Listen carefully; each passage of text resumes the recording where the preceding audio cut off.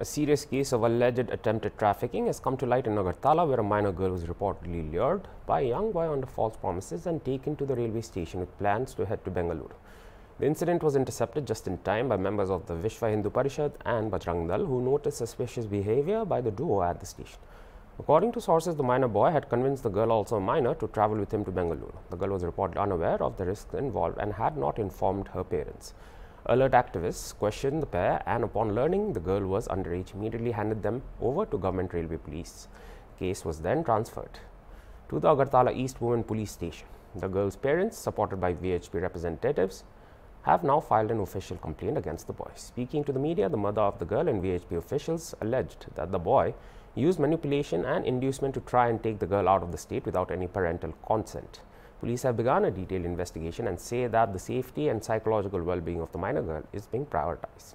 Further action will be taken based on the findings. The incident has sparked serious concern among locals and underscores the need for community vigilance in protecting minor children from trafficking or illegal movements. মানে কালকে 2টার সময় আমার মায়া মাস্টারবাদ গেছে সেটা 2টার সময় মাস্টারবাদ গেল 2টার সময় মাস্টারবাদ থেকে আইলে 2টা মাস্টারবাড়ি হয়ে এলে 4:30টার সময় আইবার কথা মাস্টারবাদ থেকে আইবার সময় সে আমার মায়ের রাস্তা থেকে তুলে লয়ে যাবে যে ছেলেটা লয়ে আইছে কি নামটা আমি চিনিও না জানিও না আমি এটা করতে পারতাম না কি মনে হয় কি কারণে তুলে লইছে কি কারণে তুলে আনছে এটা আমি সারাটা পুরো বিষয়টা আমি জানি না মেয়ে কি তার ছেলেটাকে চিনতো আগের থেকে আমি এটাও কইতাম না আমি এটা জানি না আপনি মামলা করলেন মামলা করছে যখন আমার মায়ের আনছে নিজের উপর ঠিক আছে না থানা আপনি কিভাবে বুঝছেন যে কেউ তুলে নিছে বা তুলে আনছে ওই কইছে তো এখন এর উপর আমি মনে হচ্ছে হচ্ছে মুসলমান আর আমি হয়েছি হিন্দু আপনি চিনতেন ছেলেটাকে না তাহলে সে যে মুসলমান আপনি কিভাবে জানেন এখানে আমরা শুনছি আমরা এই মুসলমান এখন কই আইছেন বাড়ি কোথায় আরে জিবি হ্যাঁ জিবি ইন্দ্রনগর কমলাকান্ত পাড়া মেয়ের নাম কয়জন আছেন পরিবারে মেয়ের নাম রূপা সরকার বয়স কত 16 আজকে সকালবেলা আমার কাছে হঠাৎ করে আমাদের যে বিশ্ব হিন্দু পরিষদ এবং বজরং দলের কার্যকর্তারা প্রায়ই আমাদের রেল স্টেশন বা এইসব জায়গাতে আমাদের যে কার্যকর্তারা আছেন এদিকে যাতায়াত করেন বা আমাদের যে জিহাদি কার্যকলাপ যে মুসলিমরা যে জিহাদিরা যে বিভিন্ন ধরনের কার্যকলাপ করছে মানে সেই বিষয়ে তারা মানে নজর রাখেন। তো সেই হিসেবে একটি ছেলে এবং একটি মেয়ে দেখে মনে হয়েছে মেয়েটি নাবালিকা, হ্যাঁ, তো এবং একটি ছেলের সাথে বসে আছে। তো আমাদের কার্যকর্তাদের একটু সন্দেহ হলো যে নাকি এটা হয়তো বা কোনো ধরনের কোনো নেগেটিভ বা কোনো লাভ জিহাদের ঘটনা হতে পারে। সেই সন্দেহে তাদেরকে আমাদের জিজ্ঞাসাবাদ করেছিল আমাদের কার্যকর্তারা। জিজ্ঞাসাবাদ করার পর তারা জানতে পারলো যে ছেলেটি মুসলিম এবং মেয়েটি হিন্দু, এবং তৎক্ষণাৎই ওরা আমাদের যে এখানে জিআরপিএফ যে থানা আছে রেল স্টেশনে, তো ওই থানাতে তারা অভিযোগ করে এবং তাদেরকে থানার হাতে তুলে দেয়।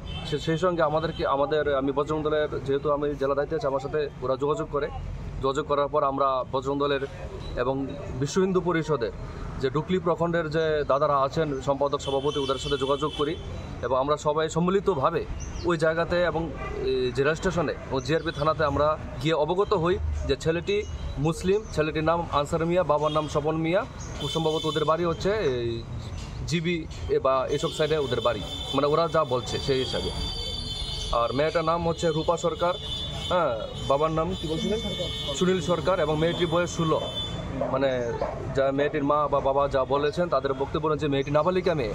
তো সেই অনুপাতে আমরা যেহেতু আমাদের এই পূর্ব মহিলা থানা এলাকাতে তাদের বসবাস, তাই আমরা আজকে এখানে ওই জিহাদির বিরুদ্ধে আমরা মামলা করেছি। মামলা বলতে আমরা বিশ্ব হিন্দু পরিষদ এবং বজরং দলের পক্ষ থেকে আমরা ওই মেয়ের পরিবারকে আমরা সাহায্য করেছি, ওনারা মামলা করেছেন এবং আমরা পুলিশ প্রশাসনের যে বর্তমান কাজকর্মের উপর আমরা খুবই প্রশংসা করি এবং আমরা খুবই স্যাটিসফাইড। আমাদের এখন তারা জিআরপি থানাতেই আছেন এবং এখন জানতে পারলাম হয়তো ওদেরকে এখানে শিফট করে আনা হবে।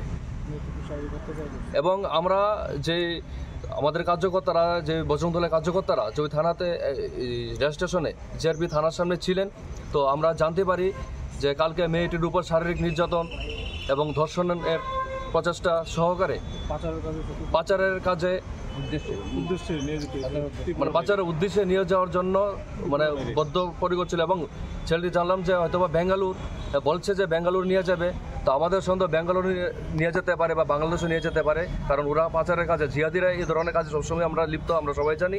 তো মেয়েটিকে পাচার করার উদ্দেশ্যে এরকম কাজ করেছে এবং দীর্ঘদিন যাবৎ মেয়েটিকে ভালোবাসার ফাঁদে জড়িয়ে তারা এ ধরনের কাজকর্ম প্রতিনিয়ত করছে। এবং আমি হিন্দু সমাজে প্রত্যেকটা মায়ের কাছে, বাবার কাছে, ভাইয়ের কাছে আমি আগ্রহ করব যে আপনাদের বাড়ির মেয়েরা যাতে কোনোভাবে কোনো বিধর্মীদের কাছে এবং বিধর্মীদের সম্পর্কে যাতে কোনো ধরনের চক্রান্তে যাতে ফাঁদ না দেয়, সতর্ক হওয়ার জন্য।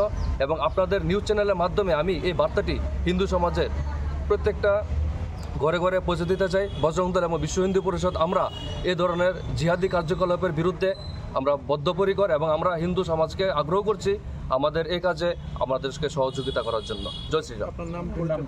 আমার নাম কৌশিক পাল, আমি বজরং দলের পশ্চিম ত্রিপুরা জেলা সংযোজকের দায়িত্বে আছি।